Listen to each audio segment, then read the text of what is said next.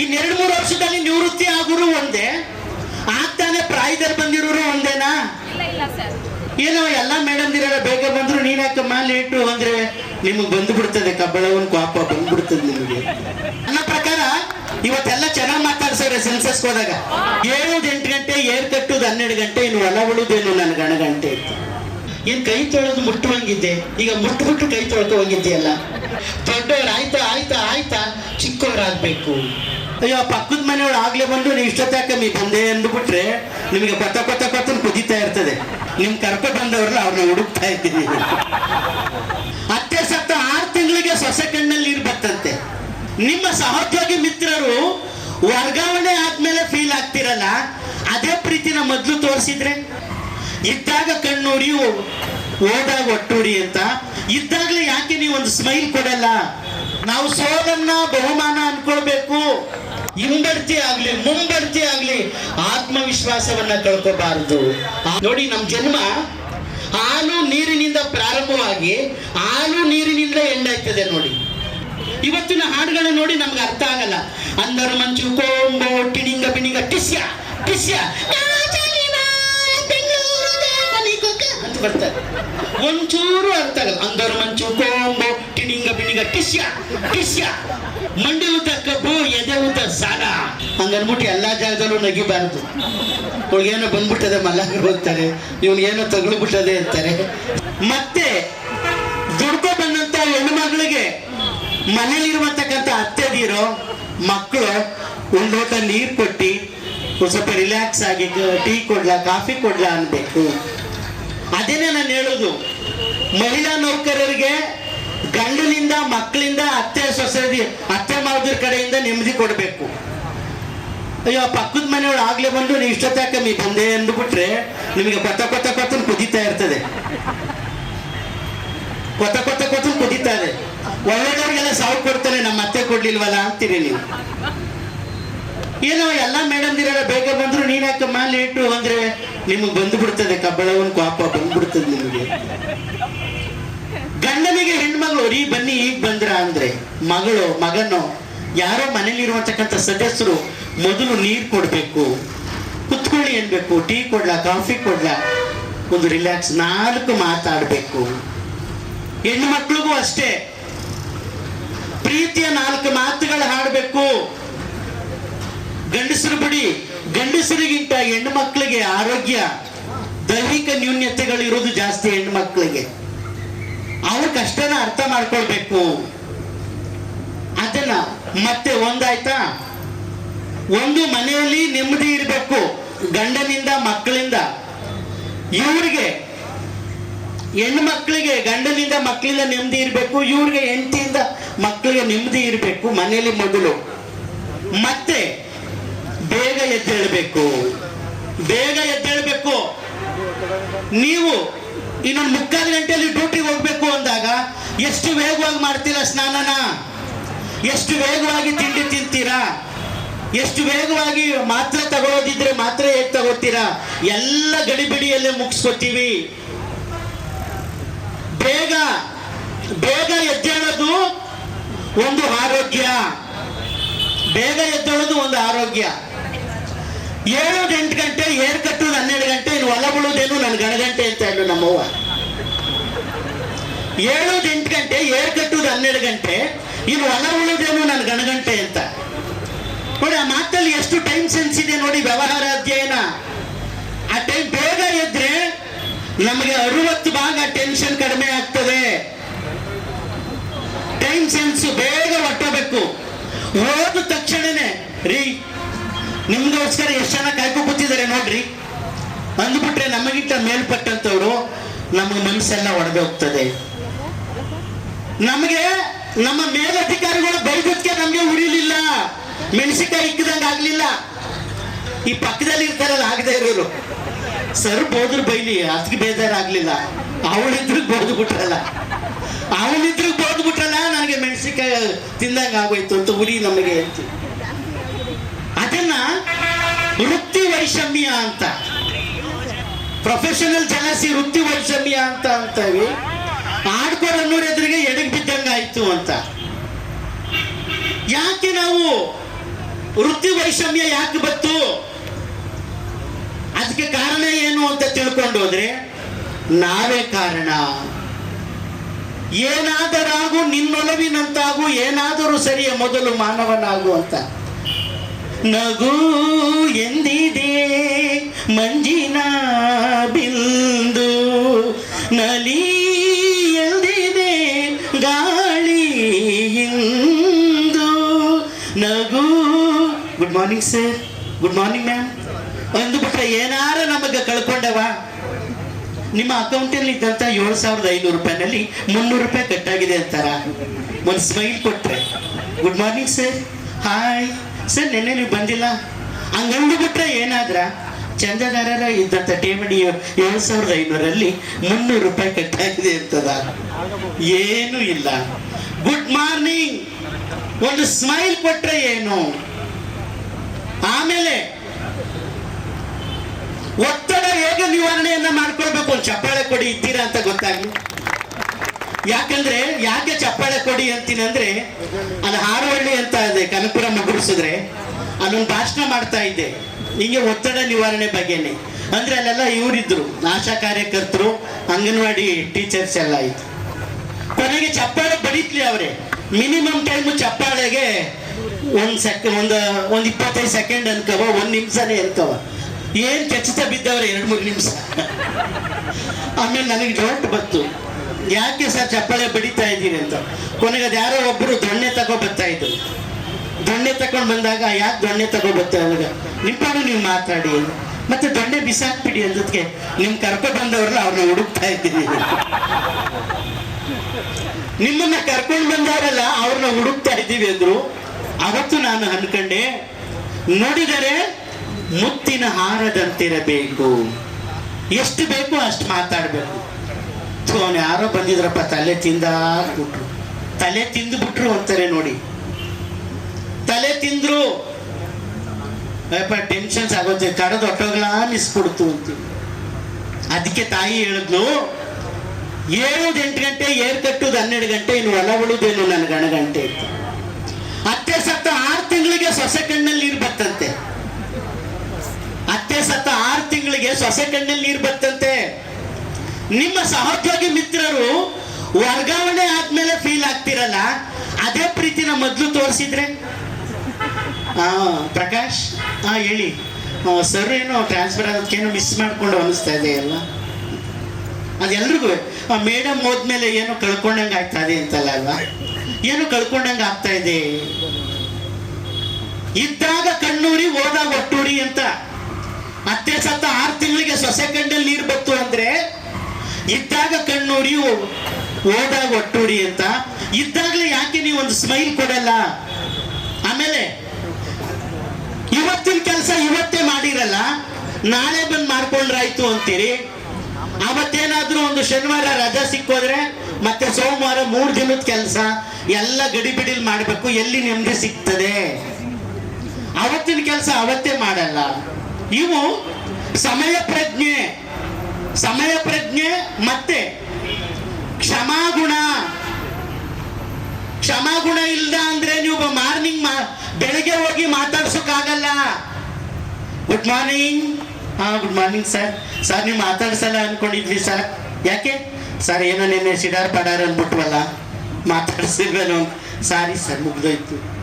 ಸೋಲೆ ಗೆಲುವೆಂದು ಬಾಳಲಿ ಅರಿತಾದ ಮೇಲೆ ಎಲ್ಲ ಅಪನಿಂದೆ ಅಪಮಾನ ಬಹುಮಾನದಂತೆ.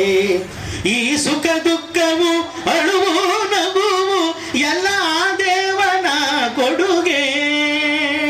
ಸೋಲೆ ಗೆಲುವೆಂದು ಬಾಳಲಿ ಅರಿತಾದ ಮೇಲೆ ಎಲ್ಲ ಅಪನಿಂದೆ ಅಪಮಾನ ಬಹುಮಾನದಂತೆ. ಚಪ್ಪಾಳೆ ಕೊಡಿ. ನಾವು ಸೋಲನ್ನ ಬಹುಮಾನ ಅನ್ಕೊಳ್ಬೇಕು. ಮತ್ತೆ ಇನ್ 2-3 ವರ್ಷದಲ್ಲಿ ನಿವೃತ್ತಿ ಆಗೋರು ಒಂದೇ, ಆಗ್ತಾನೆ ಪ್ರಾಯದಲ್ಲಿ ಬಂದಿರೋರು ಒಂದೇನಾ? ಅವ್ರ ಕೆಲಸನ ಹೊಸಿ ಹೇಳ್ಕೋಬೇಕು, ನಾವು ಹೊಸಿ ಎಗ್ಲು ಕೊಡ್ಬೇಕು. ಇನ್ 2-3 ವರ್ಷ ನಿವೃತ್ತಿ ಆಗೋರು ಒಂದೇ, ಪ್ರಾಯದವರು ಒಂದೇನಾ? ಇಲ್ಲ. ಪ್ರಾಯ ಉಳಿದವರೇನು ಅವ್ರ ಹೊಸ ಕನಸು, ಜೊತೆಯಲ್ಲಿ ಜೊತೆಯಲ್ಲಿ ಇರುವೆನು ಹೀಗೆ ಎಂದು. ಅದೇ ಮಿಡ್ಲೇಜ್ ಅವರು ಎಲ್ಲಿಗೆ ಪಯಣ ಯಾವುದೋ ದಾರಿ ಏಕಾಂಗಿ ಸಂಚಾರಿ ಎಂತ ಹೇಳ್ತಾಳೆ. ಏನ್ ಯಾರು ಮಾಡದೆ ಮಾಡ್ಬಿಟ್ಟಿದೆ ಅಲ್ವಾ ನೀನು, ಬಿತ್ತ ಸುಮ್ಮನೆ ಅನ್ನೋದು. ಡ್ಯಾಡಿ ನಿಮ್ದು ಹಳೆ ಕಥೆ ನಮ್ಮ ಹತ್ರ ಹೇಳ್ಬೇಡ ಅಂತಾರೆ. ಎಲ್ಲಾರು ಕೂಡ ಇದೆ, ಹೆಣ್ಮಕ್ಳಿಗೂ ಅಷ್ಟೇ. ಮಮ್ಮಿ ನೀನೇನು ಯಾರಿಗೂ ಏನು ಮಾಡಬಾರ್ದು, ಮಾಡಲಿಲ್ಲ, ಏನ್ ಮಾಡದೇ ಇರೋತಕ್ಕ ಮಾಡಲಿಲ್ಲ, ಸುಮ್ ಕುತ್ಕೊ, ಎಲ್ಲ ಮಾಡಿರದೆ ಮಾಡೋದು ಅಂತ. ಆದ್ರೆ ನಾವು ನೀವು ಇಲ್ಲದೆ ಇದ್ದಾಗ ಮಕ್ಕಳು ಗೊತ್ತಾಗ್ತದೆ. ಶತಕೋಟಿ ದೇವರು ಹರಸಿದರೇನು ಅಮ್ಮನ ಪ್ರೀತಿಗೆ ಸರಿಸಾಟಿ ಏನು, ತಾಯಿಗೆ ಆನಂದ ತಂದರೆ ಸಾಕು, ಬೇರೆ ಪೂಜೆ ಏತಕ್ಕೆ ಬೇಕು, ಅಮ್ಮ ನೀನು ನಮಗಾಗಿ ಸಾವಿರ ವರುಷ ಸುಖವಾಗಿ. ನಿಮಗೆ ಚಪ್ಪಾಳೆ ಕೊಡಿ ಒಬ್ಬನಿಗೆ. ಕೆಲವರು ಬೆಂಗಳೂರಿಂದ ಮೈಸೂರಲ್ಲಿ ಬಂದಾಗ ಮಮ್ಮಿ ಅಂತಾರೆ, ಹಳ್ಳಿ ನಂಟರು ಬಂದಾಗ ಅವ್ವ ಅಂತಾರೆ. ಒಂದೇ ತರ ಅನ್ಬೇಕು, ಅವ್ವ ಅವ್ವ ಅಂತ ಬಾಯಿ ತುಂಬ ಅವ್ವ ಅನ್ಬೇಕು. ಆ ಅವ್ವ ಅಪ್ಪ ಜನ್ಮ ಕೊಟ್ಟದಕ್ಕೆ ನಾವೆಲ್ಲ ಇವತ್ತು ಸ್ಥಿತಿವಂತರಾಗಿದ್ದೀವಿ. ತಾಯಿಗಿಂತ ಮಿಗಿಲಾದ ದೇವರಿಲ್ಲ ಅಂತ. ಬನ್ನಿಲ್ಲಣ್ಣ ಬನ್ನಿ, ಅವ್ರ ಸ್ಮೈಲ್ಗೆ ಒಂದು ಚಪ್ಪಾಳೆ ಕೊಡಿ. ನನ್ನ ಪ್ರಕಾರ ಇವತ್ತೆಲ್ಲ ಚೆನ್ನಾಗಿ ಮಾತಾಡ್ಸವ್ರೆ ಸೆನ್ಸಸ್ ಹೋದಾಗ. ಯಾಕಂದ್ರೆ ಕೃಷ್ಣ ಪರವಾಗಿಲ್ಲ. ಅಲರೆ ಅಲಾರೆ ಮುಕುಂದ ಮುರಾರೆ ಗೋಪಾಲ ಬಾರಯ್ಯ ಬಾರೋ, ಶ್ರೀ ಕೃಷ್ಣ ನೀ ಬೇಗ ಬಾರೋ. ಹೊಡೀರಿ ಒಂದು ಚಪ್ಪಾಳೆ.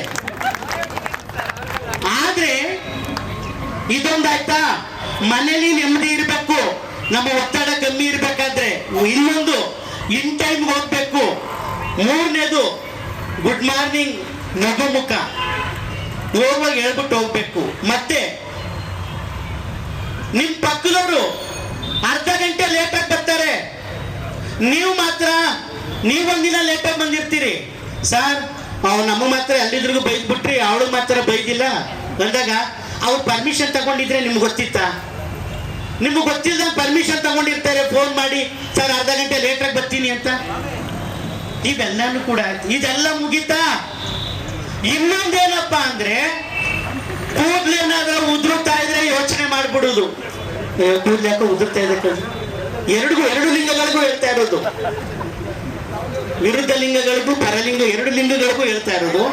ಕೂದ್ಲೇನಾದ್ರೂ ಉದುರ್ತಾ ಇದ್ರೆ ಯೋಚನೆ ಮಾಡ್ತೀವಿ. ಹಾಗೆ ಮತ್ತೆ ನೀವು ಕರ್ತವ್ಯದಲ್ಲಿ ಒತ್ತಡ ನಿವಾರಣೆ ಹೇಗೆ ಅನ್ನುವಂತಕ್ಕಂಥದ್ದು. ಇನ್ನೊಂದೇನಪ್ಪಾ ಅಂದ್ರೆ, ನಾನು ಆಗ್ಲೇ ಹೇಳಿದ್ನಲ್ಲ, ಒಬ್ರಿಗೊಂಥರ ಮಾಡ್ತಾರೆ ಅಂತ ಅನ್ಕೋಬಾರದು. ಅವ್ರ ಪರ್ಮಿಷನ್ ತಗೊಂಡಿರ್ತಾರೆ. ಮತ್ತೆ ಇನ್ನೊಂದೇನಪ್ಪಾ ಅಂದ್ರೆ, ಮನುಷ್ಯ ನಮಗೆ ಒತ್ತಡ ಇರಬಾರ್ದು ಅಂತ ಏನ್ ಹೇಳಿದ್ರೆ, ಹೆಂಡತಿ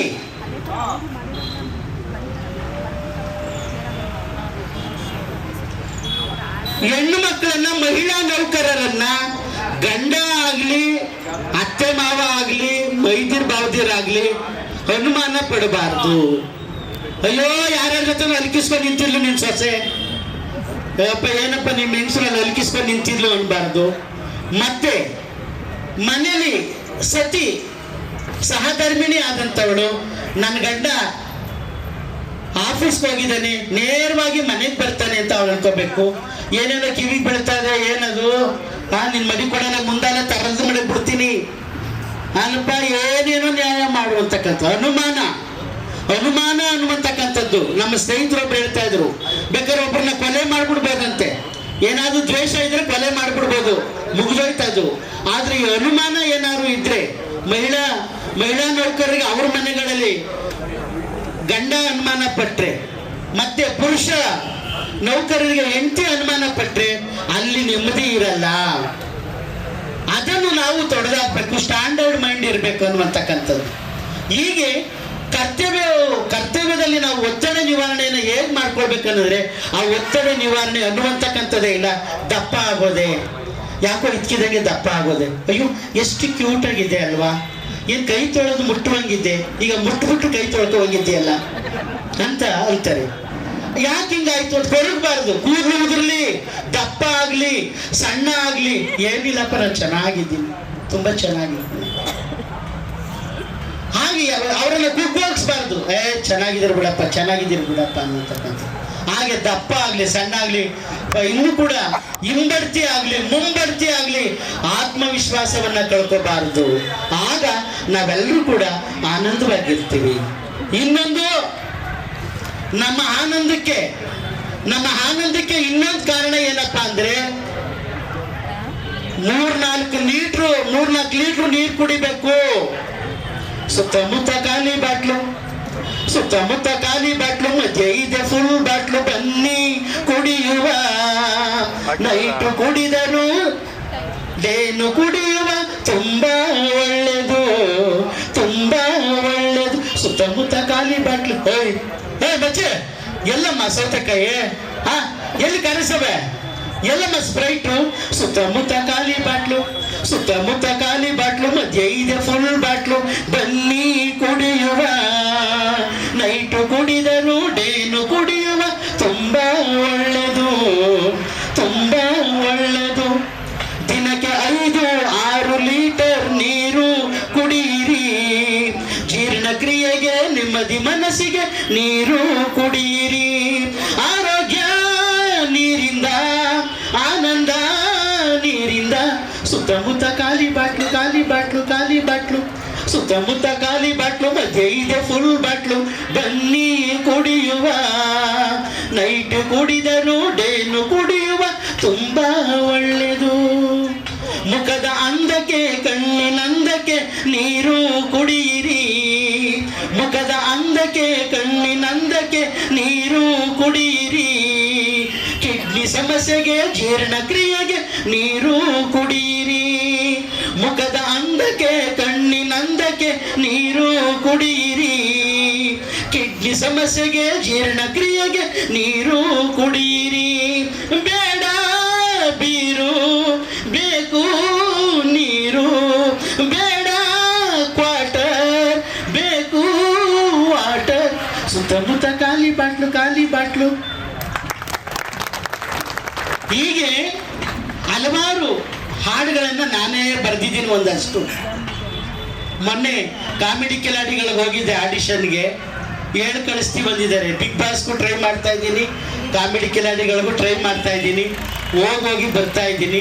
ಯಾವಾಗ ದೇವರ ಆಶೀರ್ವಾದ ಸಿಗ್ತದೋ ನೋಡೋಣ ಅನ್ನುವಂತಕ್ಕಂಥ ಪ್ರಯತ್ನ ಮಾಡ್ತಾ ಇದ್ದೀನಿ.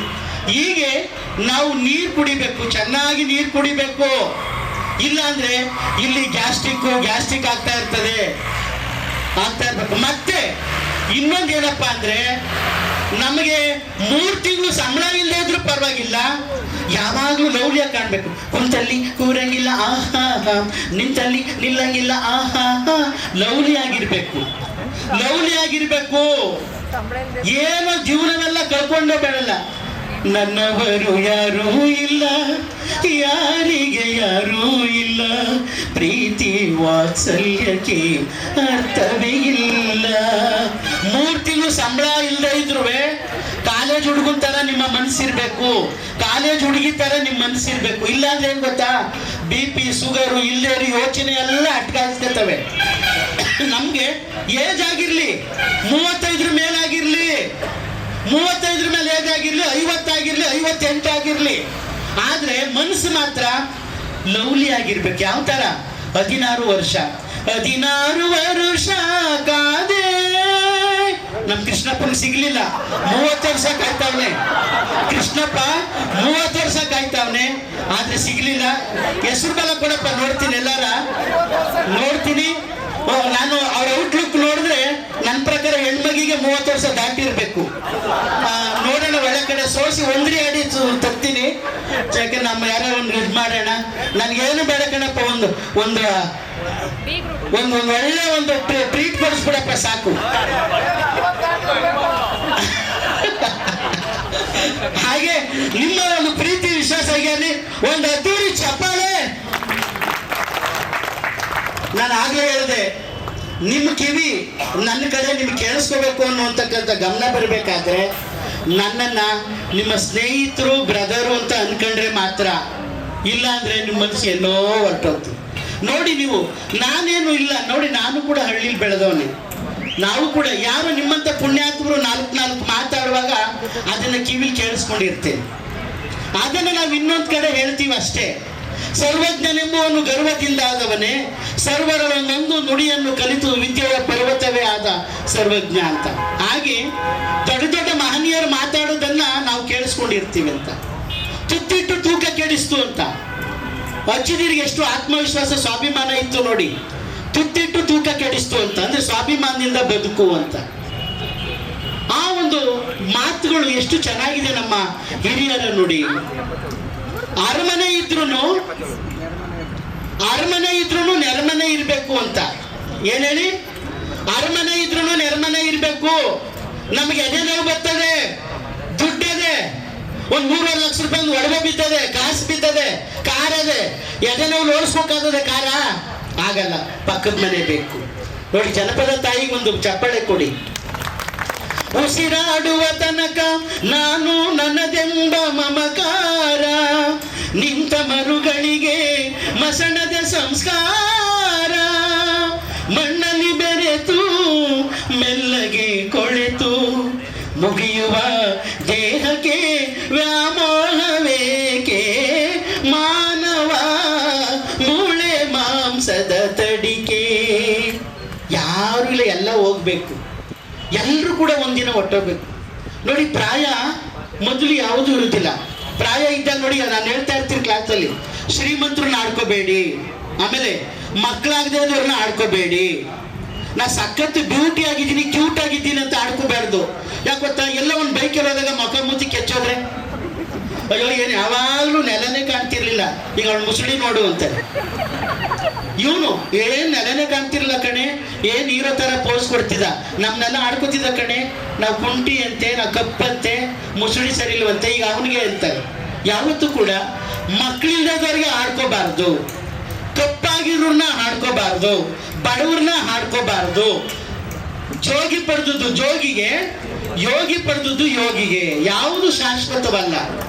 ಮುಖ ನೋಡಿ ಮೊಳಾಕಬೇಡ, ಗುಣ ನೋಡಿ ತಿಳಿಯಮ್ಮ, ಬಟ್ಟೆ ನೋಡಿ ಬೆರಗಾಗಬೇಡ, ಗುಣ ನೋಡಿ ತಿಳಿಯಮ್ಮ, ಮುಖ ಮುದುಡುವುದು ಬಟ್ಟೆ ಹರಿಯುವುದು, ಸತ್ಯ ಉಳಿಯುವುದು ಕೊನೆಗೆ, ಮುಖ ನೋಡಿ ಮೊಳಾಕಬೇಡ, ಗುಣ ನೋಡಿ ತಿಳಿಯಮ್ಮ. ಈ ಬಟ್ಟೆ ಹರಿದೋಯ್ತದೆ, ಈ ಹುಡುಗಿ ಈ ಪ್ರಾಯದಲ್ಲಿ ಹಾಯ್ ಚಿನ್ನಿ ಅಂತೀವಿ ನೋಡಿ. ನಮ್ಮ ಜನ್ಮ ಹಾಲು ನೀರಿನಿಂದ ಪ್ರಾರಂಭವಾಗಿ ಹಾಲು ನೀರಿನಿಂದ ಎಂಡಾಯ್ತದೆ ನೋಡಿ. ಹಾಲು ನೀರಿನಿಂದಲೇ ಪ್ರಾರಂಭವಾಗ್ತದೆ, ಹಾಲು ನೀರಿನಿಂದಲೇ ಎಂಡಾಗ್ತದೆ. ಹಂಗಾಗಿ ಇವುಗಳ ನಡುವೆ ಇದು ಖಾಲಿಗೊಂಡ್ರು ಬಾಟ್ಲಿ ಹಂಗೆ ಲೈಫು, ಆಚೆಗ ಕಳೆ ವೈಫು, ಇವೆಲ್ಲ ಮಧ್ಯ ಬರುವಂತಕ್ಕಂಥದ್ದು. ಇವುಗಳ ನಡುವೆ ನಾವೆಲ್ಲರೂ ಕೂಡ ಸಂತೋಷವಾಗಿರ್ಬೇಕು, ಆನಂದವಾಗಿರ್ಬೇಕು. ಅದಕ್ಕೆಲ್ಲ ಏನ್ ಕಾರಣ? ಹೇಗೆ ಅದನ್ನು ತಿದ್ಕೋಬೇಕು ಅಂದ್ರೆ ನಾವು ಮಕ್ಕಳಾಗಬೇಕು. ನೋಡಿ, ನಾವು ನೀವೆಲ್ಲ ಕಾಲೇಜಲ್ಲೆಲ್ಲ ಹೇಗೆ ನಾವು ಜೀವನವನ್ನ ಕಳ್ತೀವಿ, ಅದನ್ನೆಲ್ಲ ಹೇಗೆ ಇವತ್ತು ಅದೆಲ್ಲ ನೆನಪಾಗ್ತಾ ಇರ್ತದೆ. ಕಾಲೇಜು ಜೀವನ ನೆನೆಸ್ಕೊಳ್ಳಿ. ಮನೇಲಿ ಅಡುಗೆ ಮನೇಲಿ ಇರ್ತೀರಾ, ನಾ ಮೆಚ್ಚಿದ ಹುಡುಗನಿಗೆ ಕಾಣಿಕೆ ತಂದಿರುವೆ, ಈ ಪತ್ರದಿ ಬರೆದ ಪದಗಳನ್ನು ಚುಂಬಿಸಿ ಕಳಿಸಿರುವೆ, ನಾ ಚುಂಬಿಸಿ ಕಳಿಸಿರುವೆ. ಆಕಾಶದಿಂದ ದರಗಿಳಿದ ರಂಬೆ, ಇವಳೆ ಇವಳೆ ಬಾನಲ್ಲು ನೀನೆ, ಭುವಿಯಲ್ಲು ನೀನೆ, ಎಲ್ಲೆಲ್ಲೂ ನೀನೆ, ನನ್ನಲ್ಲೂ ನೀನೆ, ಬಾನಲ್ಲು ನೀನೆ, ಭುವಿಯಲ್ಲು ನೀನೆ. ನಿಮ್ಮ ಫೇವರೇಟ್ ಹಾಡು ಬಂದಾಗ ಅಡುಗೆ ಮನೇಲಿದ್ದಾಗ, ಇದು ನನ್ನ ಕ್ಲಾಸಲ್ಲಿ ಹಾಡ್ತಾ ಇದ್ದೆ, ನಾನು ತುಂಬಾ ಚೆನ್ನಾಗಿ ಆಡ್ತಾ ಇದ್ದೆ ಅಂತ, ಆವಾಗ ಹಳೆಯ ನೆನಪುಗಳ ಹಾಗೆ ಬರ್ತದೆ. ಆದ್ರೆ ಹೇಳ್ಕೊಳಕ್ಕಾಗಲ್ಲ. ಈ ಎಲ್ಲ ಜೀವನವನ್ನು ನಾವೆಲ್ಲ ಸಾಗಿಸಿ ಮುಂದೆ ಬಂದಿದ್ದೀವಿ. ನಾವು ಏನಾಗಬೇಕು ಅಂದರೆ ದೊಡ್ಡವರು ಆಯ್ತಾ ಆಯ್ತಾ ಆಯ್ತಾ ಚಿಕ್ಕವರಾಗಬೇಕು, ಇಲ್ಲದ ಮಕ್ಕಳು ಲೆವೆಲ್ಗೆ ಅಪ್ಡೇಟ್ ಆಗಬೇಕು. AI ಬಂದಿದೆಯಲ್ಲ ಅವ್ರ ಲೆವೆಲ್ಗೆ ಅಪ್ಡೇಟ್ ಆಗಬೇಕು. ಆದ್ರೂ ನಮ್ಗೆ ದೊಡ್ಡವ್ರ ಥರ ಇದ್ರೇ ಸಂತೋಷ. ಅಜ್ಜ ಅಜ್ಜಿ ಹಂಗೆ ಇರಬೇಕು, ಅಪ್ಪ ಅಪ್ಪನಂಗೆ ಇರಬೇಕು. ನಾವು ಜಾಸ್ತಿ ಅಪ್ಡೇಟ್ ಆಗೋದು ಕಾಣಬಾರ್ದು. ನಾವು ಏನು ನಿಮ್ಮ ಅಪ್ಪ ಭಾಳ ಸ್ಪೀಡಾಗಿ ಅವನೇ ಅಂದ್ಬಿಡ್ತಾರೆ ಫ್ರೆಂಡ್ಗಳು. ಎಷ್ಟು ಬೇಕೋ ಅಷ್ಟು ಇರಬೇಕು, ಆಗ ನಮಗೆ ಬೆಲೆ ಇರ್ತದೆ ಅನ್ನತಕ್ಕಂಥದ್ದು.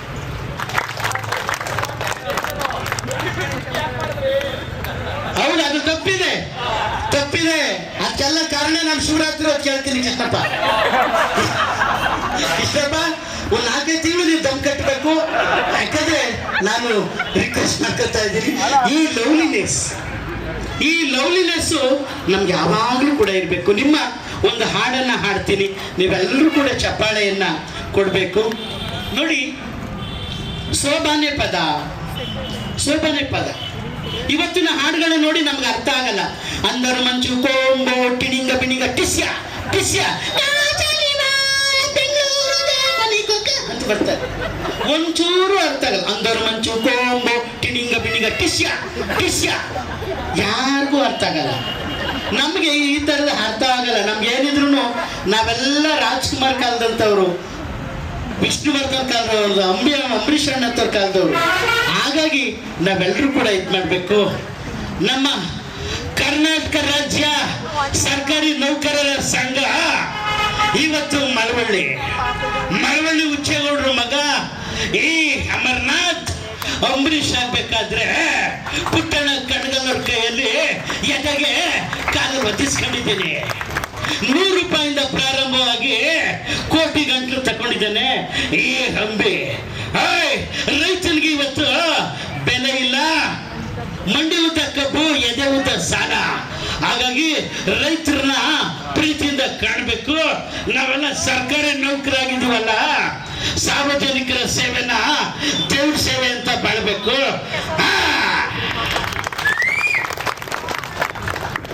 ಈ